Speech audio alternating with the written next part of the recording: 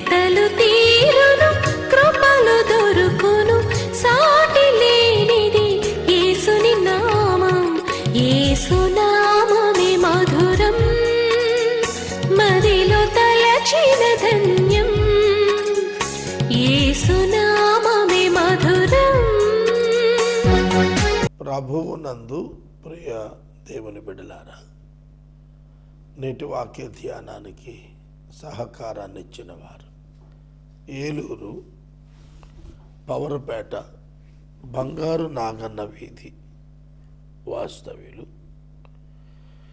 కీర్తిశేషులు ఎన్ శంకర్రావు గారి జ్ఞాపకార్థం వారి వదిలి గారు శ్రీమతి అంతర్వేది శారా గారు, వైఫ్ ఆఫ్ లేట్ అబ్రహాం,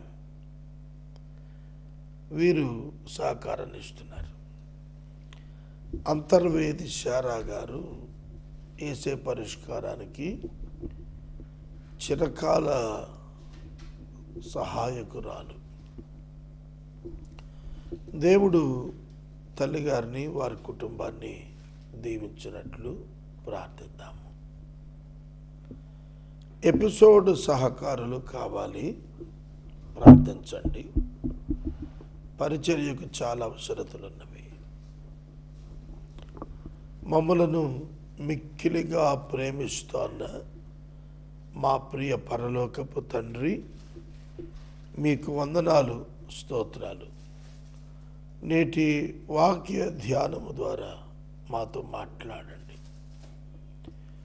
ఈ దినము వాక్య ప్రసారము అంతర్వేది శారా గారు ప్రభువా ఇచ్చి ఉన్నారు. వారి యొక్క కుటుంబ సభ్యులను ఆశీర్వదించుము అని ప్రార్థన చేస్తున్నాము. విదాసురాలకు మంచి ఆరోగ్యము, శక్తి, బలము దయచేయండి. వారి యొక్క పనులలో మీ కృపను ఇవ్వండి. నా థ్రోట్ ఇన్ఫెక్షన్ నుంచి నన్ను విడిపించండి. మా రక్షకుడా, మీ వాక్యము అనేకుల జీవితాలను మార్చుటకు సహాయం చేయండి. యేసు నామమున అడుగుచున్నాము తండ్రి, ఆమెన్. ప్రియమైన దేవుని బిడ్డలారా, అపోస్తలుల కార్యముల గ్రంథములో పౌలు భక్తుడు సంఘాలను కట్టుటలో, సువార్తీకరణ చేయుటలో ఏ విధముగా శ్రమలను అనుభవిస్తున్నాడో మనం చూస్తున్నాము. ఈ రోజున క్రైస్తవ సంఘము విస్తరింపవలెను అని అనగా అనేక శ్రమలను అనుభవింపవలసి ఉన్నది. దేవుని యొక్క ప్రణాళిక, దేవుని యొక్క ఆలోచన మొదటి కాలం అపోస్తలుల కాలంలో మనం చూచినప్పుడు ఆయన సువార్త ప్రకటన కొరకు వ్యతిరేకత వస్తుందనేది ముందే చెప్పారు. సువార్త ప్రకటన చక్కటి పండ్ల బుట్ట కాదు స్వీకరించడానికి. ఇది మనసులకు చెందిన అంశాలు, సున్నితమైన అంశాలపై ప్రభావాన్ని చూపిస్తుంది. తాము ఎక్కువగా ప్రేమించేటువంటి, విశ్వసించేటువంటి, నమ్మేటువంటి విషయం పైన ఈ సువార్త ప్రకటన ఒక దాడిగా అనిపిస్తుంది. అందుకే సువార్త ప్రకటన వలన ప్రజలు రియాక్ట్ అవుతారు, రెబల్ అవుతారు, ఫెరోషియస్ అవుతారు. జాగ్రత్తగా వినండి. పౌలు మాట్లాడుతున్నప్పుడు ఆ సత్యము స్వీకరించుటకు యూదులు ఇబ్బంది పడ్డారు, అన్యులు కూడా ఇబ్బంది పడ్డారు. అప్పటికే ఎస్టాబ్లిష్ అయి ఉన్నటువంటి మతం యూదా మతం. అప్పటికే వివిధ దేవతలను పూజించుకుంటున్న వైనం, అన్యజనుల వైనం, వారి మధ్యకు సువార్త తీసుకెళ్ళి మాట్లాడితే they feel it is the attack on their religion and their faith. So they reversed, వాళ్ళు వ్యతిరేకం అయిపోయారు, తిరుగుబాటు చేస్తున్నారు, సువార్తికులు కుట్టారు. కారణం ఏంటంటే వారు వేరొక బోధ వినలేకపోయారు, ఇష్టపడలేకపోయారు. చూడండి, ఆనాటి కంటే ఈనాటి పరిస్థితులు భిన్నంగా ఏమీ లేవు. ఇవాళ కూడా అదే పరిస్థితి. పౌలు వలె వివరించగలిగిన స్థాయికి ప్రతి క్రైస్తవుడు రావాలా, ప్రతి సేవకుడు రావాలా. గమాలియేలు పాదాల దగ్గర ధర్మశాస్త్రం నేర్చుకుని యేసుక్రీస్తు పాదాల దగ్గర పౌలు ఆధ్యాత్మికమైనటువంటి సత్యాలు నేర్చుకున్నాడు. అందుకే పౌలు భక్తుడు అద్భుతమైనటువంటి వివరణ సువార్త ద్వారా, ప్రకటన ద్వారా అందించాడు. అది వారికి రుచించల, ఆ ప్రాంతంలో తగువయింది. ప్రభు అయితే పౌలుతో రాత్రివేళ దర్శనంలో చెప్పారు, నాకు ఈ పట్టణంలో చాలామంది జనమున్నారు, నా కోసం నువ్వు వారందరినీ కూడా స్వీకరించడానికి నువ్వు ప్రకటన చేయాలి. నీకు హాని చేయుటకి నీ మీదకి ఎవడు రాడు, నేను నీకు తోడై ఉన్నాను. ప్రభువు అతనికి ధైర్యాన్ని ఇస్తూ, నేను నీకు తోడై ఉన్నాను, ఎవ్వడు నీ మీదకి రాకుండా నేను చూసుకుంటానన్నాడు. సువార్థికునికి, క్రైస్తవునికి ఇవాళ అభయం ఏమిటంటే ఆయన యొక్క ప్రజెన్స్, సన్నిధి, ఆయన ఉనికి మనతో. ఎవడు నీకేం చేయలేడు, నేను నీతో కూడా ఉన్నాను. ఇవాళ చాలా స్థలాల్లో దేవుని యొక్క పేరిట మందిరాలు కడుతున్నా, ప్రార్థనలు చేసుకుంటున్నా, కరపత్రులు పంచుకుంటున్నా, ఒక విపరీతమైన వ్యతిరేకత సమాజంలో కనిపిస్తుంది. కారణం ఏంటంటే దాని యొక్క సంపూర్ణ వివరణ తెలియకయే. సువార్త యొక్క పరమార్థం, సువార్త యొక్క పరమ వివరణ, scope of the evangelism, scope of the gospel, the meaning of the gospel జనులకు అందిన రోజున, పర్ఫెక్ట్గా అందిన రోజున వాళ్ళు కన్విన్స్ అవుతారు. అయితే గలియోను అనే అతను అక్కయ్యకు అధిపతిగా ఉన్నప్పుడు యూదులు ఏకీభవించి పౌలు మీదకు లేచి న్యాయపీఠం ఎదుటికి అతను తీసుకొచ్చారు. గలియోను అక్కయ్యకు అధిపతి. ఈ అక్కయ్య పౌలు పరిచర్యలో తరువాత కాలంలో చందా వేయటానికి ఇష్టపడ్డారు అందరికంటే ముందుగా. ప్రభు ముందు చెప్పాడు కదా అక్కడ జనం ఉన్నారని, అది నెరవేరిందన్నమాట. ఆ నెరవేర్పుకి వెళ్ళటానికి పౌలు చాలా కష్టపడాల్సి వచ్చింది. ఆ కష్టం ఏంటంటే న్యాయపీఠం ఎదుటికి లాక్కెళ్ళారు. నువ్వు బోధిస్తుంది ఏమిటి అని న్యాయపీఠం ఎదుటకు లాక్కెళ్ళారు. ఇప్పుడు కూడాను మన బోధన గురించి న్యాయపీఠము ఎదుట నిలబెట్టే రోజులే ఇవి. ఈ మధ్య నేను కొద్దిమందితో మాట్లాడుతున్నప్పుడు చెప్పాను, కాన్స్టిట్యూషన్ ఉంటుంది దేశానికి, ఇవాంజలిజము, గాస్పులు ఇవన్నీ కూడా ఆత్మ సంబంధం. కాన్స్టిట్యూషను, చట్టాలు శరీర సంబంధం. మనుషులం గనక, మనుషులందరం కలిసి జీవిస్తున్నాం కనుక మనుషులందరూ ఒక రాజ్యాంగం రాసుకున్నాము.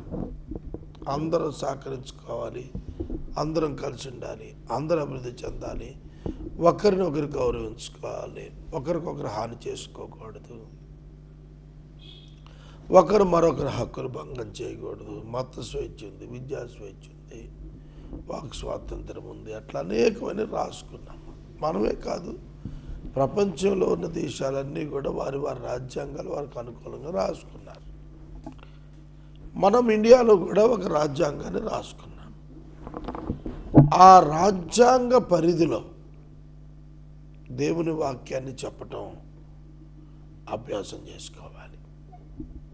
ఆ రాజ్యాంగ పరిధిలో దేవుని వాక్యాన్ని చెప్పడం అభ్యాసం చేసుకోవాలి. అలా చేయకపోతే అది నేరం, చట్టం కింద పరిగణన వస్తుంది. ఉదాహరణకి ఒక హిందూ దేవాలయాల సముదాయం ఉన్న చోటుకి వెళ్ళి మనం వారి ఆరాధనలు, వారి ప్రార్థనలు, వారి పూజలు జరుగుతున్నప్పుడు సువార్త పత్రికలు ఇస్తే అది చట్ట ప్రకారంగా నేరంగా ఎంచబడుతుంది. అయ్యో వాళ్ళు నశించిపోతున్నారండి, వాళ్ళకి నేను కరపత్రిక ఇవ్వకపోతే ఎట్లా నువ్వు అనకూడదు. ఎందుకంటే అదే వ్యక్తికి కరపత్రిక ఇవ్వటానికి నీకు స్వతంత్రం ప్రభుత్వం ఇచ్చింది.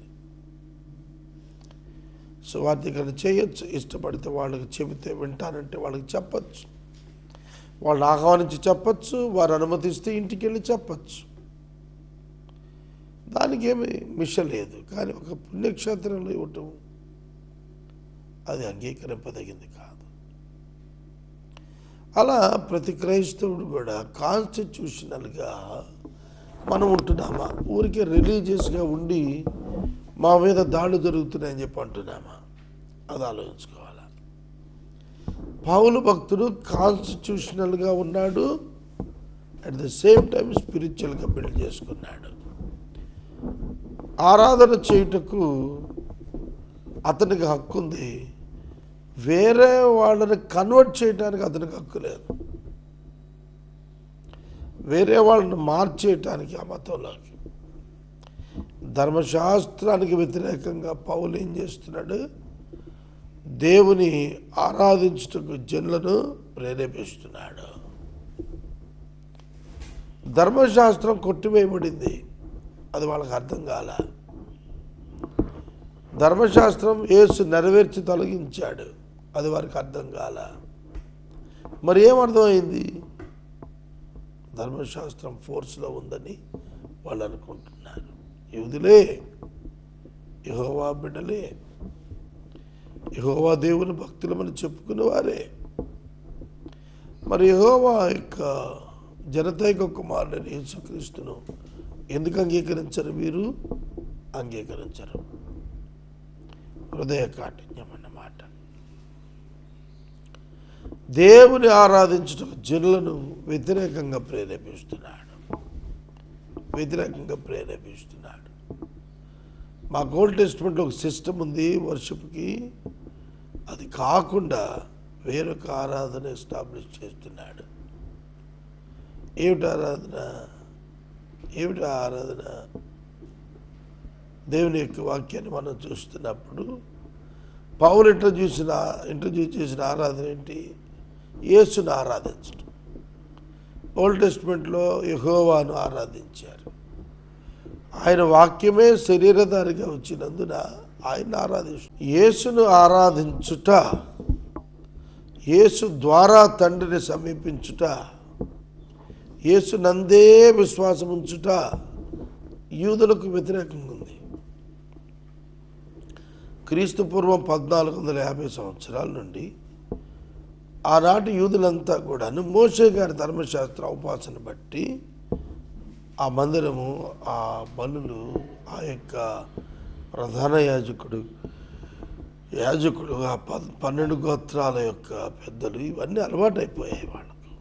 ఇందులో నుంచి స్వేచ్ఛారాధన వైపు, స్వేచ్ఛగా ప్రభువుని ఆరాధించుకోవటానికి, ఇండివిజువల్గా ప్రభువుని ఆరాధించుకోవటానికి, బలులు లేకుండా ప్రభువుని ఆరాధించడానికి పిలుస్తున్నాడు.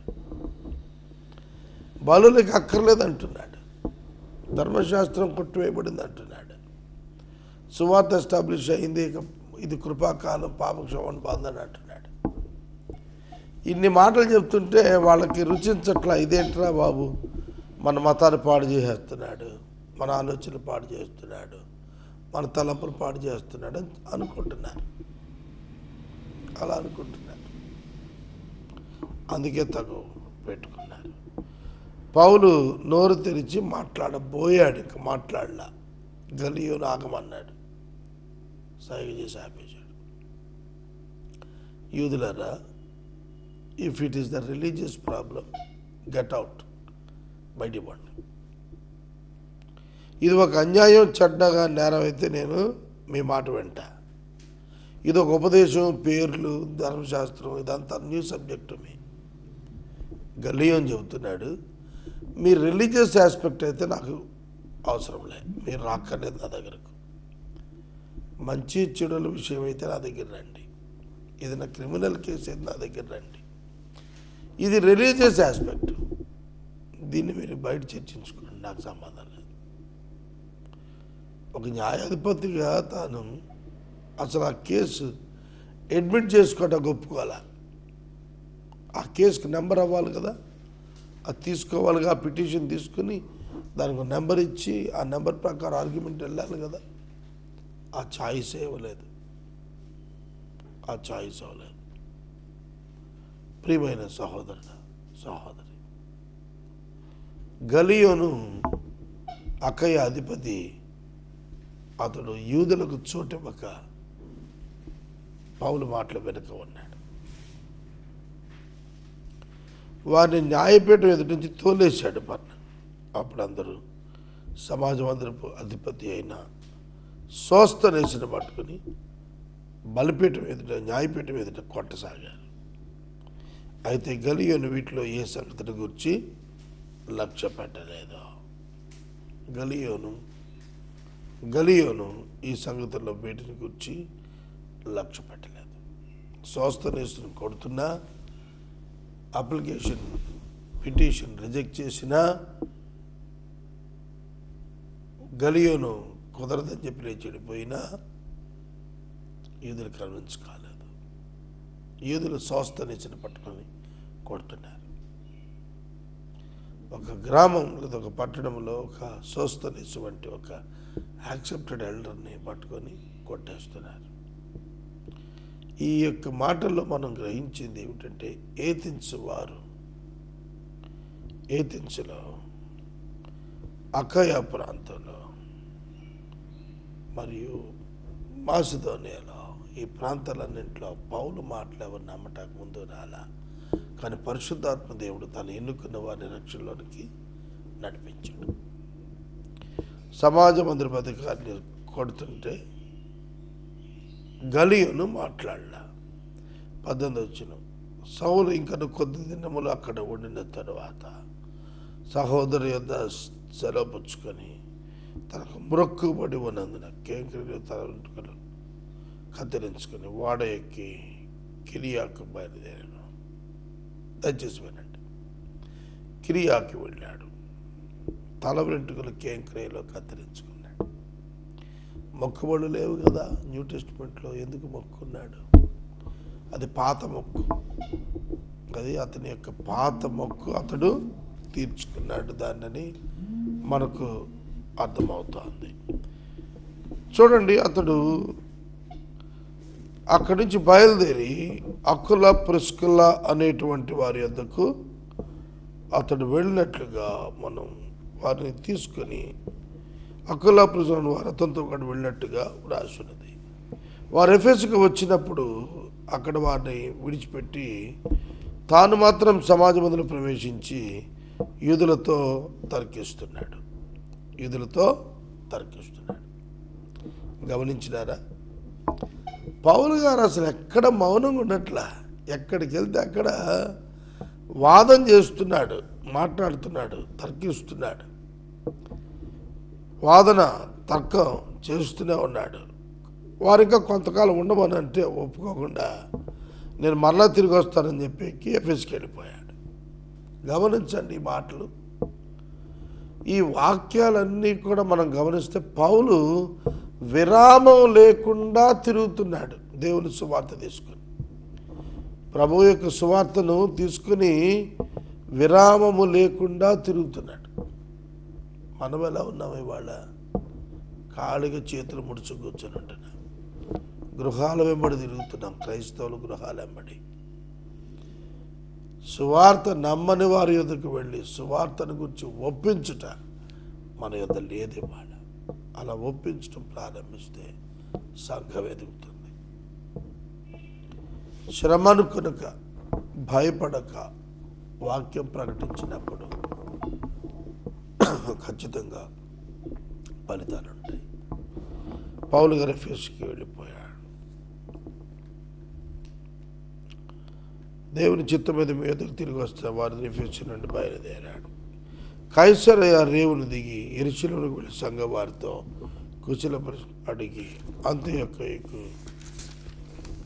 వచ్చినాడు. అక్కడ కొంతకాలం ఉన్న తరువాత బయలుదేరి గలతీయ ప్రాంతమందు ఫ్రుగియా ప్రాంతమందు సంచరిస్తూ శిష్యులందరినీ స్థిరపరిచాడు. నేను ఇప్పుడు ఈ పని ఇష్టపడుతున్నాను. సంఘాలను దర్శించాలి, కాపర్లను దర్శించాలి, వారిని స్థిరపరచాలి, వాక్యంలో స్థిరపరచాలి. We must educate the pastors and evangelists with doctrinal things and constitutional issues. కనుక మనలో చాలా లోపాలు పెట్టుకొని మనం సువార్త సాగట్లేదంటే ఎట్లా? మన లోపాలు సరి చేసుకోవాలా? మనం సువార్తను ముందుకు తీసుకెళ్ళాలనంటే జ్ఞానం కలిగి ఉండాలి. తెలిసిన వారు తెలియని వారికి నేర్పించాలి. అలెగ్జాంద్రియా వాడైన అపోల్లో అని ఒక యూదుడు ఎఫెసుకు వచ్చాడు. విద్వాంసుడు, లేఖనాల మీద ప్రవీణుడు. అతడు ప్రభు మార్గం ఉపదేశం పొంది తన ఆత్మ మీద తీవ్రత పడి యోహాను బాప్తిస్మా తెలుసుకున్నవాడు. యేసును గురించిన సంగతులు వివరంగా చెప్పి బోధిస్తూ సమాజ మందిలో ధైర్యంగా మాట్లాడి ప్రారంభించాడు. అకుల ప్రిస్కిల్లా విని అతను చేర్చుకుని దేవుని మార్గం మరి పూర్తిగా విశదపరిచారు.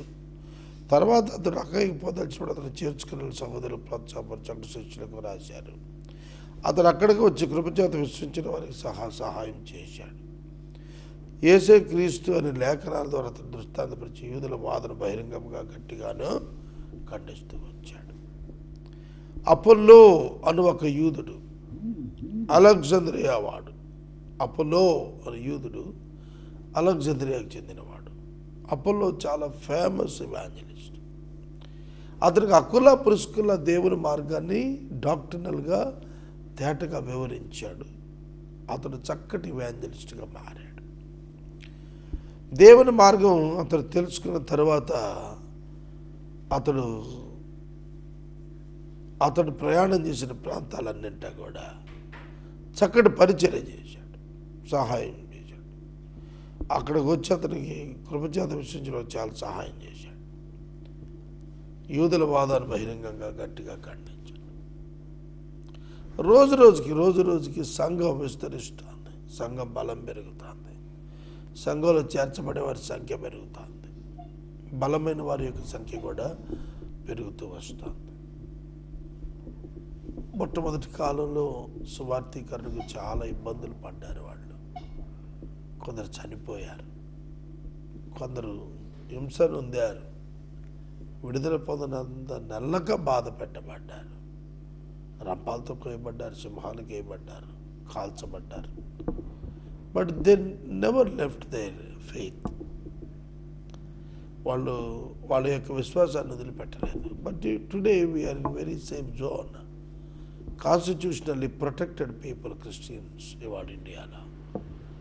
కానీ మనం ఇవాళ సువార్త ప్రకటించడం లేదు, రీచ్ కావట్లేదు. కరపత్రికలతో, టీవీలతో, రేడియోలతో సరిపెట్టుకుంటున్నాం తప్ప పర్సన్ టు పర్సన్ ఎవాంజలిజం ఇవాళ లేదు. పర్సన్ టు పర్సన్ ఇది బాగా వర్కౌట్ అయ్యేటువంటిది. కనుక దేవుడు సమాచారాన్ని అయితే అందరికి ఇస్తున్నాడు. అయితే రక్షించబడేటువంటి వారికి సంఘాన్ని చక్కటి ఆధారంగా ఇస్తున్నాడు. సంఘం యొక్క బాధ్యత ఏమిటంటే సువార్త యొక్క సత్యాన్ని మనుషులను కలుసుకుని వారికి వివరించాలి. అపోల్లో కొరింథీలో ఉన్నప్పుడు జరిగింది ఏమిటంటే పౌలు పైన ప్రదేశాల్లో సంచరించి ఎఫెసుకు వచ్చి కొందరు శిష్యులను చూచి మీరు విశ్వసించినప్పుడు పరిశుద్ధాత్మ పొందారా అని అడిగాడు. వారు పరిశుద్ధాత్ముడు ఉన్నాడన్న సంగతి ఏమేమి వినలేదు.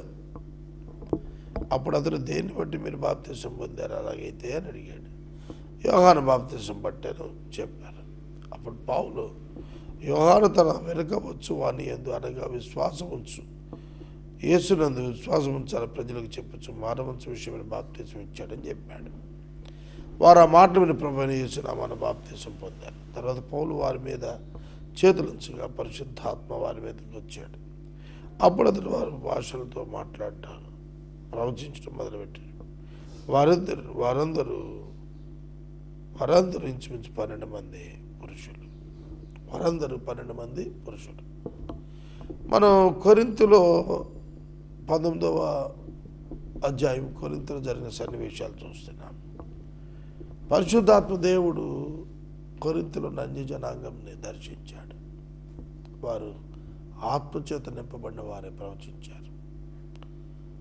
It's a great achievement. The holy in fulfilment of the holy spirit, indwelling of the holy spirit ఉంది కదా, outpouring of the holy spirit కూడా వారి మీదకి వచ్చినప్పుడు వారు బలమైన సాక్షులుగా ఉంటారు. They are entirely different. వారు ప్రత్యేకంగా ఉంటారు. నేను వాక్యాన్ని ముగిస్తున్నాను.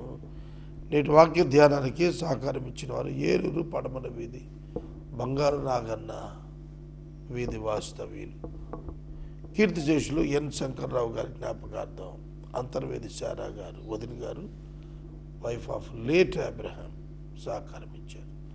వీరి కుటుంబాన్ని ప్రభువు దీవించును గాక. ప్రార్థన. మమ్మల్ని మిక్కిలిగా ప్రేమిస్తున్న తండ్రి వందనాలు, స్తోత్రాలు. 8 ఆశ్రాలు శారమ్మ గారిని దీవించండి. అంతర్వేది శారా గారికి ఆరోగ్యం, శక్తి, బలము, దీర్ఘాయుష్యం ఇవ్వండి ప్రభు. నేటి వాక్యమును మా వినికిడిలో దీవించండి.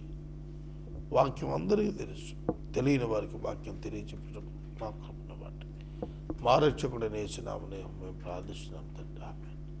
తండ్రి అయిన దేవుని ప్రేమ, కుమారుడైన యేసు యొక్క పరిశుద్ధాత్మని అన్యోన్య సహవాసం సదాకాలం మనందరికీ తోడైండును కాక. ఆమేన్.